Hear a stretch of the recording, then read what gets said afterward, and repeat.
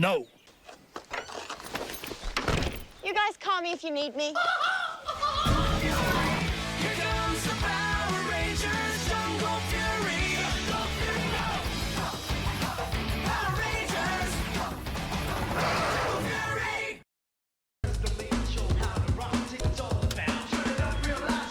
This is the whitest thing I have ever seen in my life.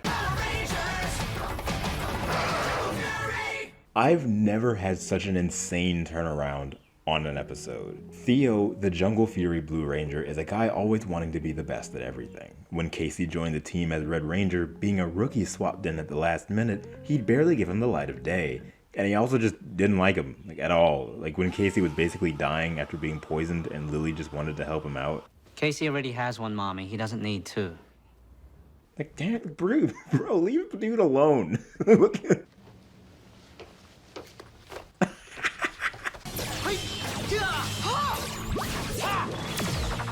The Rangers get into a fight with a monster that can stick to walls, each of them attempting to scale a building to reach him and being pushed off. Catch! Theo! Are you alright? They end up losing the fight, but Theo becomes the most insufferable character for the next, 10 minutes, dude. You wanna do something? Have some fun? Go for it. Go away. Look, I don't blame him for being upset that they lost the fight, but he internalizes it in the worst way possible. It's less about the team letting the monster get away, and more so him focusing on how the monster made a fool of him. We lost the fight. It's not a big thing. You can't just fold your tent and go home. I can fold my tent and go home. Just watch me. Theo, I'm ignoring your negative energy. It's very self-centered and awful, made even worse when he takes to the point of shoving everyone out of his life for the time being and just being rude because he should have been able to take the guy out. Come on. I get that that's his character and that's how he's kind of been since the beginning at this point in the series, but the execution of it was so extra I actually wanted to stop watching. At the same time, I do recognize that that's a real thing, and at one point I had bouts that were somewhat similar. It can be hard to shake yourself and hard to break it into someone that's dealing with it. But I feel it's a bit different though in this team dynamic specifically, as Theo isn't the only one trying or the only one fighting this fight. He has two others alongside him also chosen to be Rangers and who also lost with him. This is where I feel Theo as a character got the worst end of the stick when it comes to the writing of this season. His whole character is this stuck in the mud, I have to be perfect at everything guy. I got beat in that fight. Yes, you did. Beat pretty badly.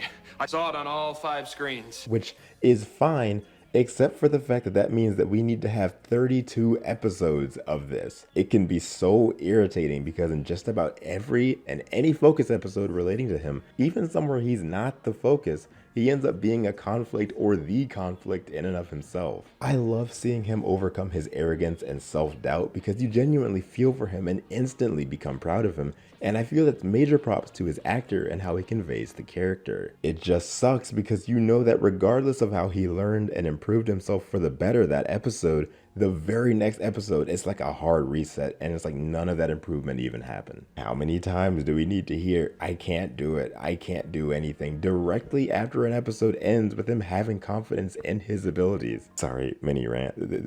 This part of the script is being written and recorded 6 episodes after I watched the one that this video is discussing because it happened again and it's happened 3 times in between. I'm so serious. Okay, back to the actual recording.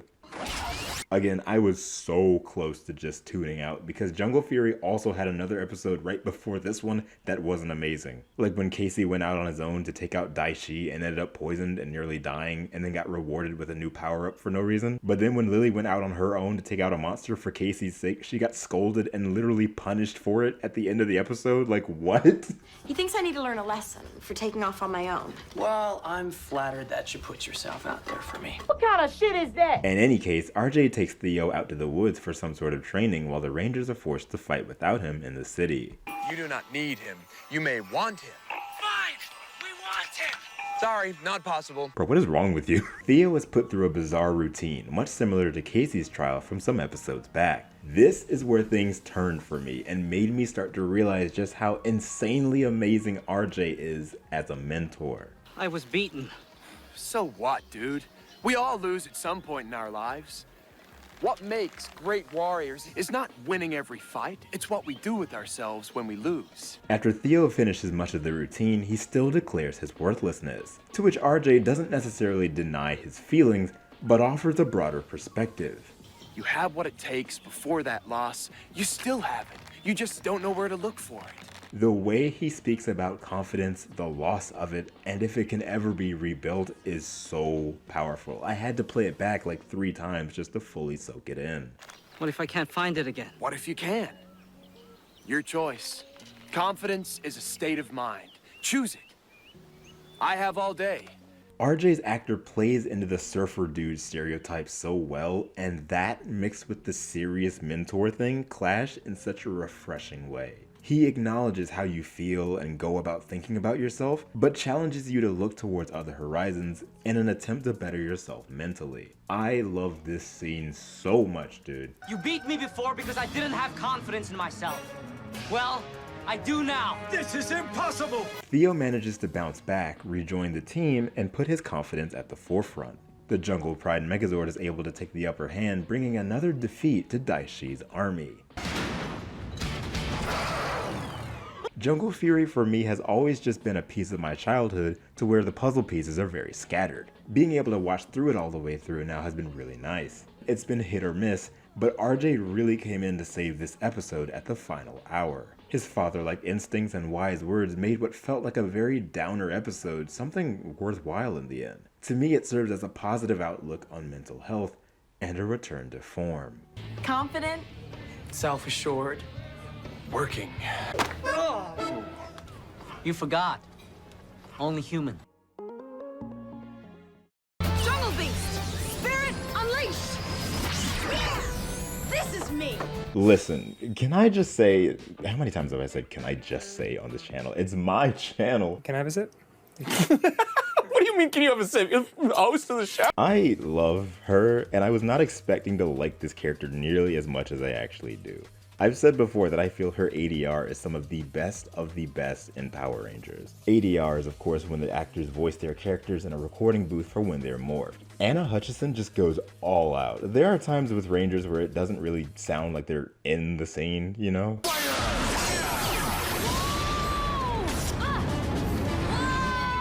But anytime Lily's got that helmet on, she is fierce.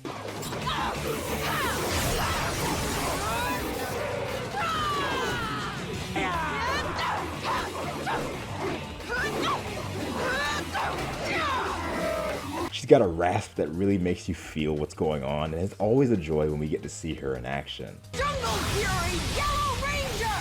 Yeah! Bye-bye, birdie! She also just has a really bright face. A lot of her acting lies in her eyes. Hey, Theo, did my butt get up with me? I can't tell. I'm numb. Lily is the glue holding the team together. You could say RJ holds that role, and I'd agree to a certain extent.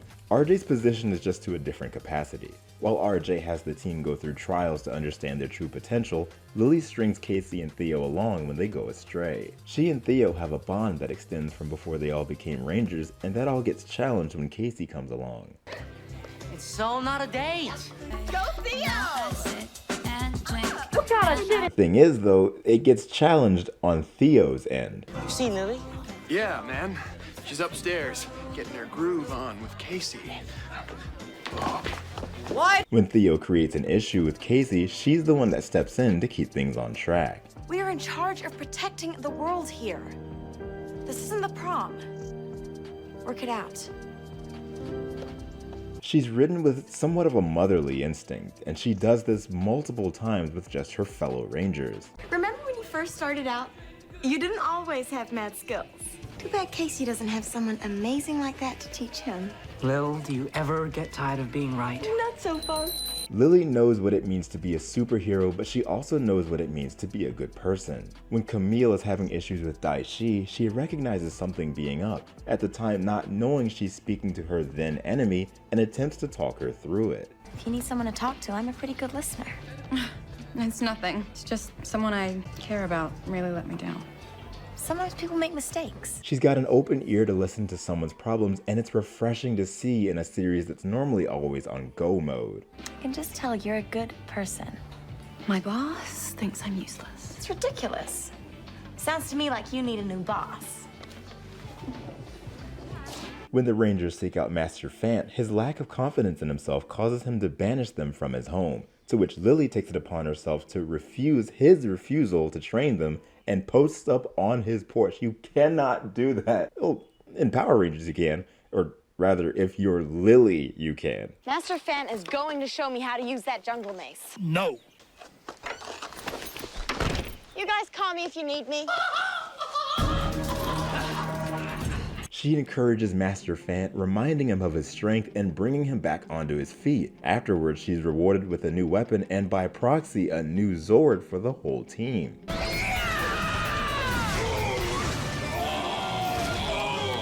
Your armor's not so tough. Even when Lily gets a focus episode, you'd expect her to go through some sort of struggle or conflict, and she does, but unlike the norm, her struggle at one point is that she's too trusting and nice. She played me, Theo. She totally played me. I know it feels that way, but you should never feel badly about reaching out to someone. She becomes upset with herself for letting Camille trick her while being in disguise, when the actual problem was that Lily sat down and gave her life advice. Like, what a flex, dude. Are you always so nice to everyone? I prefer to think I'm a great judge of character. I'll take care of her. You guys go check on RJ. Hey, Slick. I thought she was finna say something else. Okay, friend. Honestly, I really didn't want to like her as much as I do, because for many, many years, my favorite Yellow Ranger has been Kira, and if you've seen my channel, you could assume this is partly due to her character, but also nostalgia. But is it mostly nostalgia though? Yes, yes, yes. And I don't want to just outright say she's the best Yellow Ranger, even if I think that myself right now. I mean, it is my opinion. I mean, can I have a sip? Because even still, it's been forever since I've sat down and watched the earlier Saban seasons of Power Rangers, but at the very least, I'm very content in saying that to me, Lily is the best Yellow Ranger of the Disney era. She's got so much heart, and there's never really a dull moment when watching her on screen. I see the effort she puts in and her attempts at keeping her team both strong and mentally well. Her trust in others can come to a fault at times, but she's all around got what I adore most in a Power Ranger, and that's passion. Anna Hutchison's amazing acting only adds to Lily's arsenal. Jungle Fury really brought their A-game when it came to her. Wolf Ranger! RJ. Look, it was about time I come across this, and yet it still took me by surprise. RJ, the mentor of Jungle Fury, has the heart of his father. Matter of fact, he and his father had a falling out. RJ's father is the Shark Master, who feels disappointment when his son doesn't follow his way of doing things. What's it been? 6, 7 years since we last spoke? All I ever wanted was to teach you the ways of your father, my father's father, and so on. Can we drop it? This creates a divide that's hard for RJ to talk about, and you can see it visually affecting him in a way we'd yet to see at this point in the series. There's a point in which Casey longs for a master other than RJ, as both Theo and Lily have both had one pop up on them unprompted. You trust me, right? Yeah, sure. You might push for a master. Then why do you want another? Oh man, that's all we need. When RJ realizes this, and then his father reappears after years of them having not spoken, it creates what he sees as a loss, losing the last one of his students to not only another master, but his own father. I'm trying to visualize a positive future for me to live in. Say that again. Yeah. Say that again. Does that work? Is my dad gone? No. And it's not working. It's almost off-putting to see him somewhat venting his frustration to Lily and Theo, but off-putting in a good way. We're used to seeing him being the teacher as opposed to the other way around. It better humanizes him and it makes him feel more like he's really part of the team. I'm still Casey's master. RJ, your dad is the bomb. He started teaching me the shark sabers. Whoa, amazing. After the Shark Master trains Casey, but they end up losing a fight anyways, Casey runs to RJ to tell him how it went, but the Master feels as though he let everyone down, the same feeling that his son is dealing with. I love the framing of RJ here, just throwing cards at a hat, hoping to make at least one. Like, he's coping. He's trying to find a way of saying that he won something, no matter how small. You're not doing too well. Depends how you look at it. What if the purpose was to avoid the hat? Oh, then I'd say you're doing great. Casey and RJ have a heart-to-heart, and RJ notices his father in the midst of a battle with Daishi. He flies in to save him, not allowing his own family to get rocked. You mess with my dad, you mess with me. He's strong, RJ. So am I. Bro, RJ made him dab so hard, it caused an explosion. This is one of the first real times we get to see his inner wolf spirit come out. This rekindling of the two is the start of something incredible. You know, if it wasn't for you guys, I would never have known what a good son and what a fine master RJ's become. It's from this point on that RJ's wolf spirit is brought out again and again in more ways than one. In the Ghost of a Chance two-parter in which the Rangers achieve Jungle Master Mode, RJ surrenders himself to save the Rangers and finds himself in a battle with Daishi, who places something in him that frees the wolf spirit even more. Okay, backtracking a little bit, when RJ surrenders and he's with Daishi and his army, he kind of jokes around with them, kind of like when Sonic was kidnapped in Sonic Forces. Hello, Wolfie. Hey, listen, the hospitality's been great. I'm gonna recommend it to all my friends, but is there an express checkout? Oh, hey, sounds like the party started. Want to let me go and join in? No? Of course not. You hate fun. We see RJ suffering from the pain from time to time, until eventually it takes full control, essentially turning him into a werewolf.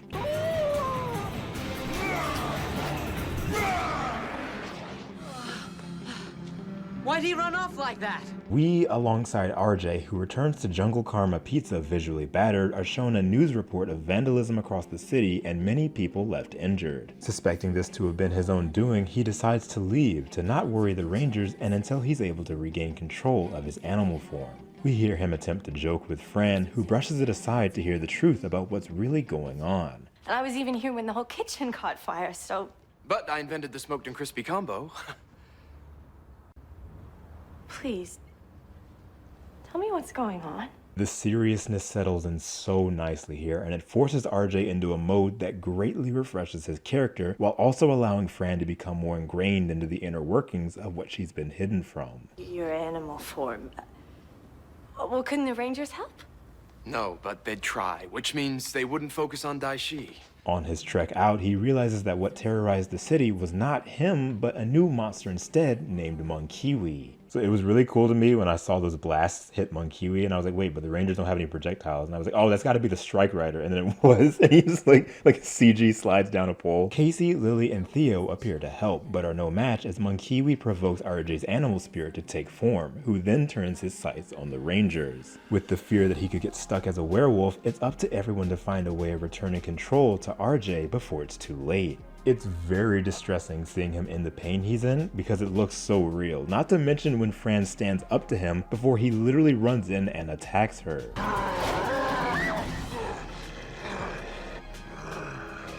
Fran is integral to the purification of his animal spirit. What a weird sentence I just said. You wouldn't hurt a fly, and you won't hurt me.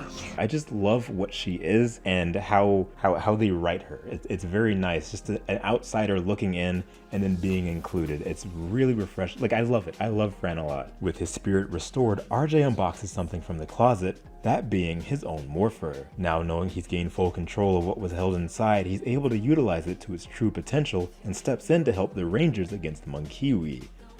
Oh my lord. Jungle Beast! Spirit unleashed! Courage of a wolf! Jungle Fury! Wolf Ranger! Yes!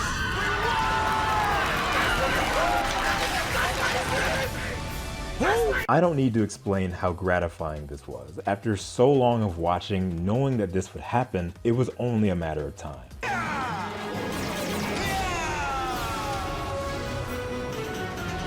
Jungle Fury would not be Jungle Fury without the story of RJ. He's been through a lot, and a lot has been clouded by his surfer dude, things are okay persona. Now with control of the wolf and knowing his history, it was about time he finally let loose, and we get to see it through a flurry of spin kicks and flying leaps. That was the funniest sweep I've ever seen in my life, dude.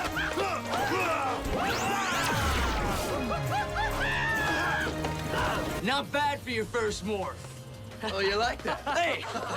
All right, this right here, this got the biggest smile out of me. Anytime the Rangers let their personality show while morphed is a good time. You just know the suit actors were having a lot of fun. This, of course, is where we also get to see the Wolf Sword in action as well, and it's interesting that we get to see the Wolf Sword actually doing things as opposed to just forming as part of the Megazord primarily, even though it does that like immediately after anyways. Power Rangers Jungle Fury! This was a big moment. RJ's tenure as the Wolf Ranger has always been uniformly praised, and now I can truly see why. This character is Jungle Fury, from being there for his students to being there with his students. I truly believe this was so much more impactful following the episode in which his father came into the scene. We got to hear so much of what he's dealt with inside, prove himself, and stand out on his own. And with this, knowing his father would finally be proud despite him not being present, it's rewarding to both RJ and the viewer seeing him tap into the morphing grid. Forever a fan favorite, and now forever one of mine.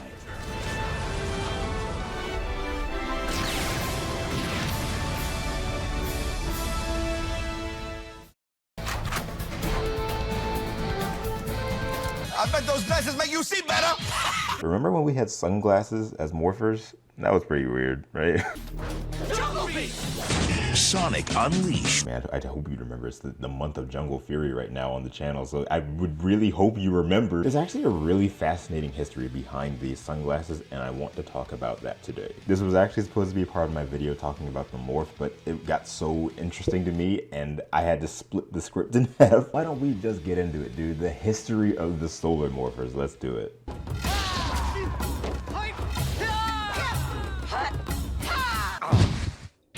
Famously, despite its source footage, Jukin Sentai Geki Ranger using the Ranger's fighting gloves as the changer for the series, Power Rangers Jungle Fury invents something of its own, instead deciding to make the Morpher a pair of sunglasses. Sunglasses? They're not just sunglasses. They're Solar Morphers. A bizarre and seemingly random change that had not been done before at this point in the franchise. Although many have speculated this being due to toy company Bandai America not wanting to have the Morpher be seen as a weapon, this can easily be disproven by later seasons of the show, such as 2015's Power Rangers Dino Charge, in which the main Morpher was a blaster. See, in reality, Power Rangers toy-wise has always maintained a formula when it comes to having its products on store shelves. You'll of course have action figures, newly designed vehicles, and Zords for each series.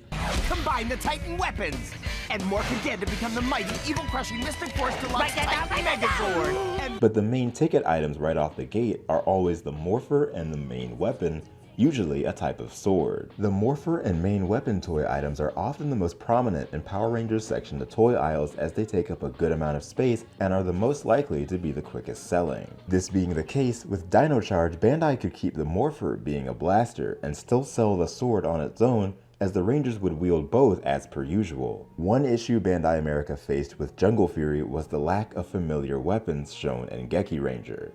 I mean, they had weapons, right? But they weren't like the normal weapons, you know what I mean? Like no blasters and no swords. But they had, okay, they had a sword, but you know what I mean? It wasn't right off the bat. In addition to this, what they'd end up considering to act as the main weapon toy for the year would actually end up being the Morpher in Geki Ranger.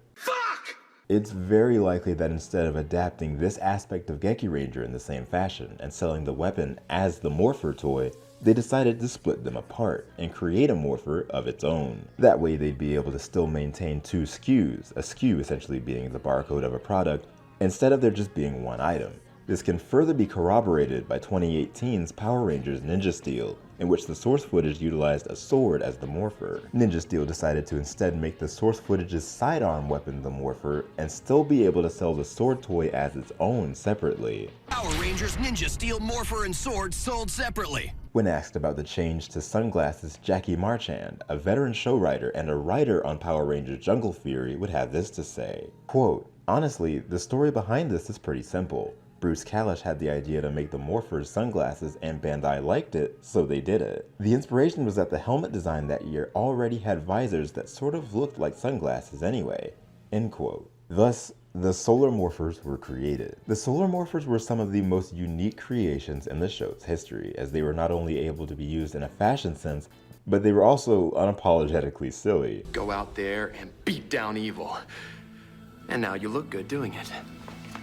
The Solar Morphers had gone through a few different iterations before landing on what we'd become familiar with in Jungle Fury. One of those iterations would become what ended up being sold on store shelves as the toy version. This iteration features a silver base, a standard lens, and 3 plates designated to each of the 3 original Rangers. Each plate is stylized with a hole as to not cover up the orange button in the middle of the Morpher. It's unknown if this design was originally planned to be used on screen as the main prop, or if it was always planned to be toy only. Its concept is strikingly similar to what was done for shows such as Hurricaneger and Abba Ranger, what we'd know in America as Ninja Storm and Dino Thunder. Each Ranger having their own version of the main device, but each carrying out the same function. Despite this design being scrapped for the show itself, it did end up appearing in the morph sequence.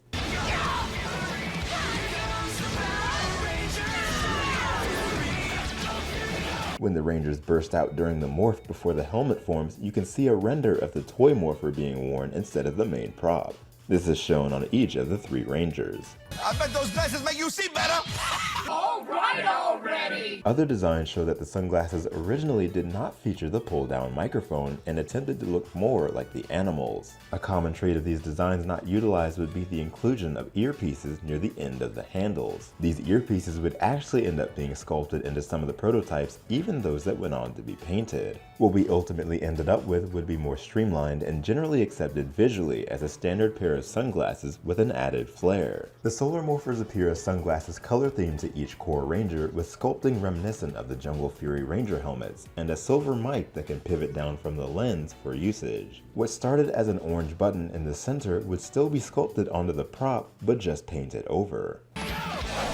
Jungle Beast! Spirit Unleashed! The Solar Morphers showed once again that Power Rangers was brave enough to take bold steps without worry. Instead of creating yet another wrist morpher or phone morpher, they opted for a new change of pace, something that hadn't been done before, something wearable, something that looked both different and cool, depending on who you ask. The craft put into Jungle Fury is absolutely admirable, and to think we wouldn't have had this style choice if not for both the brilliant ideas of the showrunners and the beautiful helmet designs of Geki Ranger. That croc has met his match. What do you mean, RJ? What are you talking about, bro? What is he talking about? What is he talking about? I'm trying not to laugh. How many times is an episode gonna pan up on the Daishi base like this dude? Is that the guy from Stranger Things? Inspector Fuller, Health Department. Dominic, our main subject, is traveling to Jungle Karma Pizza and makes his way in impersonating a health inspector and assaulting Casey. They should be fresh. Turns out RJ and him go way back, and he's apparently just here to like hang out, I guess. He doesn't really explain it. He just comes to chill, I guess. This is my old buddy from Pai Schwa. Dominic, this is Casey, Fran, Theo, and Lily. He's very nice. He's like the guy in school who's cool with literally everyone, but you're afraid to talk to him because he leans more on the cooler side and hangs with the cooler kids that you don't talk to. I always have a book with me. When I'm alone, they're kind of like my friends. Hold up, is Lily wearing pink? Okay, I see you. RJ lets us in that Dominic was originally chosen to be a protector, but his curiosity into everything proved a hindrance. He wanders the world in hopes of finding a focus. Oh, sorry, How long have these been in the trash? I don't know. I can wash them. His curiosity causes him to jump into a fight with a wrenchy and nearly harm a pedestrian. Sorry I was late. I got held up. However, this one instance is what makes him want to join the team, not fully taking in the seriousness of the matter or how long it took everyone to settle into this battle against Daishi. Everything's a big game to you. You guys?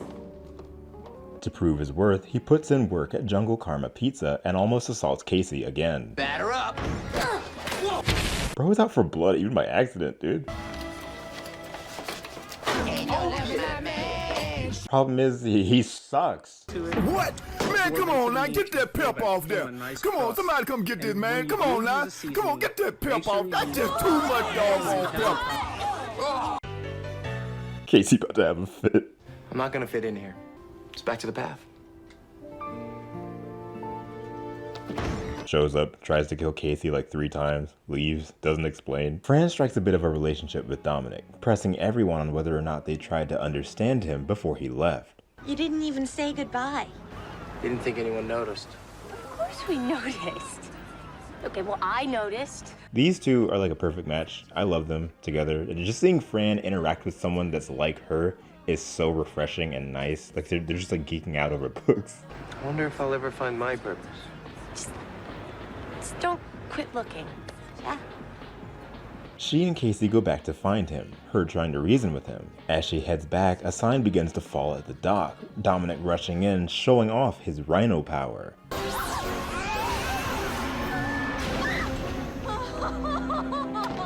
You okay? This is enough for Casey to see his worth, inviting him to join Jungle Fury. I'm sorry. You know, for thinking you were just a goof off. I mean, you are a goof off, but you're also a lot more. And I think you should join us. It should also be noted that RJ had been working on a morpher for Dominic earlier in the episode, meaning he must have saw something in him at the start that the rest of the team probably hadn't. Jungle Beast! Spirit! Unleashed! With the power of a rhino!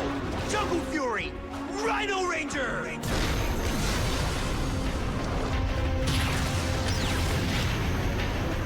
Knowing what his personality is and seeing him ranger up made me feel so good inside. I just knew I was going to enjoy his tenure a lot.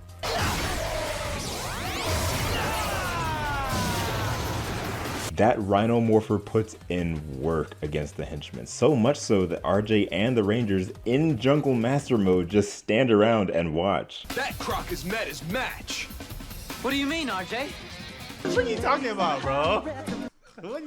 What is he talking about? What is he talking about? I'm trying not to laugh. Bro, I can't believe what this episode did to me. First of all, it's gonna sound different. I'm in a car at work and it's hot, so I look probably... Anyways, I have a coworker that for months I was like sort of at odds with off and on because I felt like I love him as a person, great character. But like his work ethic, I felt was not up to par. I felt like we were always pulling our own weight and they weren't pulling their weight, if that makes sense. He came to me randomly and was like, hey, so, you know, I just feel like I do things differently. You know, I like talking to customers, but like I do things differently and I feel like that's where my strength is. And I was like, yeah, I get that. I can understand. And I'm like, you pull your weight and you do your own thing differently and you do help us out a lot. And I was realizing like, that's exactly what this episode of Jungle Fury was. And it played out. And I literally watched this episode this morning and this happened this morning. You know what I mean? And I can't believe it. I just wanted to say, come on, Power Rangers, let's go.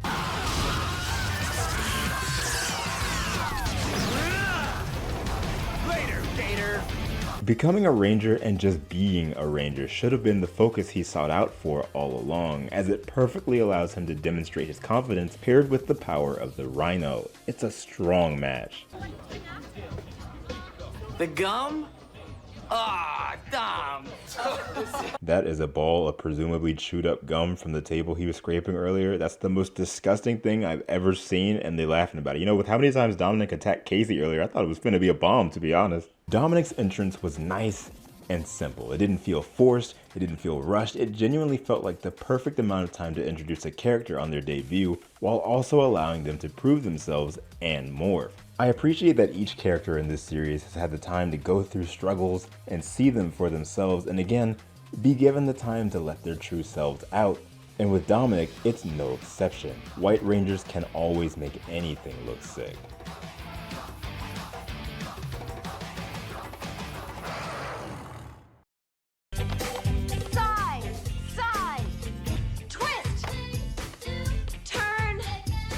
Theo,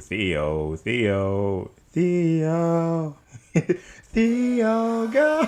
So this is one of the weirdest episodes of the entire show for reasons that aren't like, okay, maybe it's not one of the weirdest, but a lot of weird things happen in this episode. First of all, the Spirit Rangers show up. Jungle Beast! Spirit unleashed!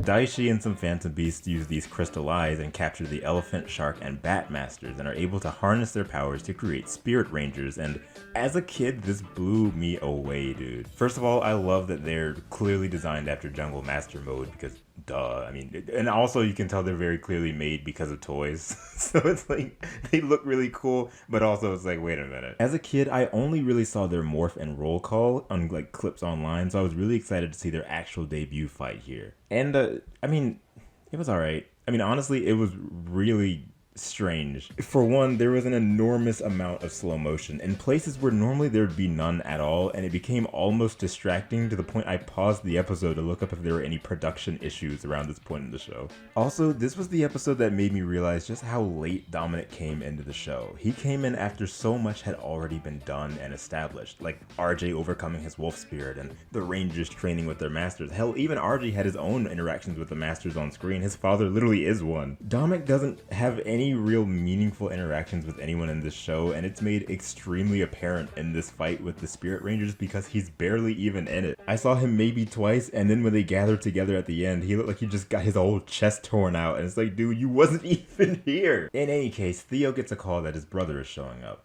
Older? Younger? Is he cute? Nothing like me.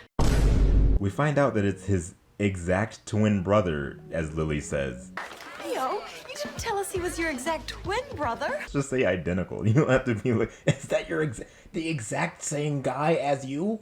Theo!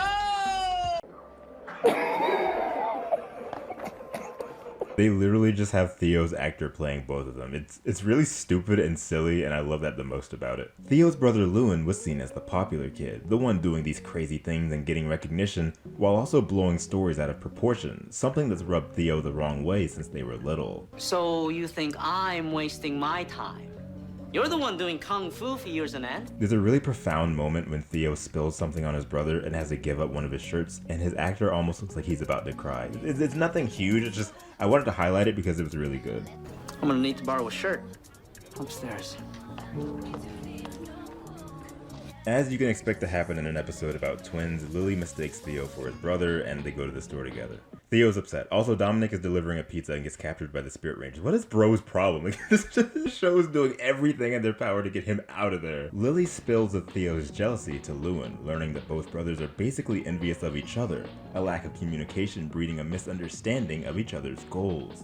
I always wanted to be more like him. You guys are more alike than you think. I do wish the acting as Lewin was a bit more distinctive. He kind of just talks and acts like Theo, but I mean, what are you gonna do? Lily and Lewin get captured next, and then RJ and Casey. Theo manages to take on all three Spirit Masters on his own unmorphed by using a device RJ created against them.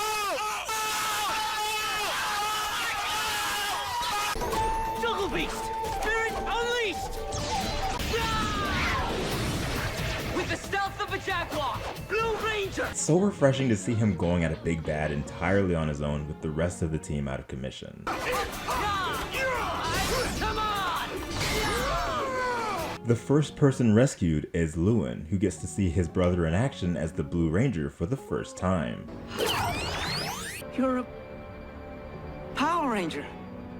I like this episode a lot, and also this episode at times can give off the vibe of like a student project where they just learn they can have two of the same person on screen at the same time. I shouldn't have dissed on your adventures. Truth is, I've always been proud of you. Theo hearing from his brother that he's proud of him is rewarding, especially given that Theo as a character has improved a lot since the early episodes of the show. He's a lot more laid back and less of a stick in the mud. There's been so many points he's been able to shine, but you can still tell he's not quite there yet. I was really hoping for an episode like this to come about because I didn't want my primary experience of him to be disliking what he brought to the table. Now, does this episode make up for the really bad ones? Absolutely not. But in a way, I feel like this one addition of his brother being in the show better fleshed him out. It makes sense that he's always trying to be the best. It makes sense that he comes off as pretentious sometimes, stuck up, and disapproving of Casey in the beginning. Now, if his brother had been mentioned in the show at all before this, I feel I'd have been a bit more forgiving of him early on. What they did with him here was really, really cool, and even I ended up feeling proud of him. Let's go, Theo. Theo!